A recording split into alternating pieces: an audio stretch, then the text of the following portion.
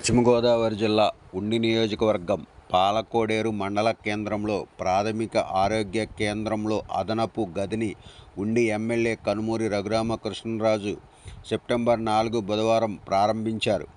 ప్రజా అవసరాలు తీర్చేందుకు తాను ఎప్పుడూ ముందుంటానని ఎమ్మెల్యే రఘురామకృష్ణరాజు అన్నారు. రోగులకు ఉపయోగపడే బాత్రూమ్ను నిర్మించారు. అలాగే అభివృద్ధికి నోచుకోని పశువుల ఆసుపత్రి భవనాన్ని అభివృద్ధిపరిచి ఆ భవనాన్ని ప్రారంభించారు.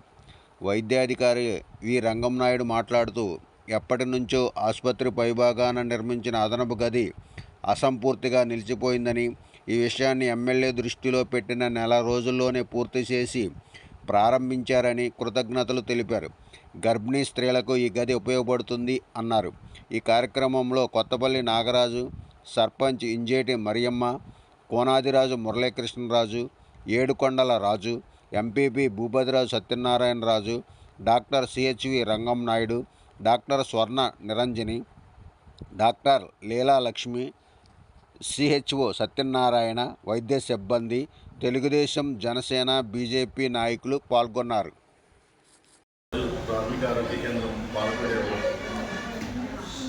పైన బిల్డింగ్ పైన అదనపు గది నిర్మాణానికి ఓపెనింగ్ అయింది. దీనికి మన స్థానిక శాసనసభ్యులు కనుమూరి రఘురామకృష్ణరాజు గారు ఆయన సొంత నిధులతో ఈ భూమిని కట్టించడం అనేది జరిగింది.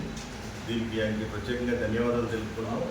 ఈ గది వల్ల మా హాస్పిటల్కి ఎంతో ఎక్కువగా ఉన్న మా హాస్పిటల్కి కొంచెం అదనపు గది ఏర్పాటు చేయడం వల్ల పేషెంట్స్కి అలాగే స్టాఫ్ అందరికీ కూడా కొంచెం వెసులుబాటు కలిగింది.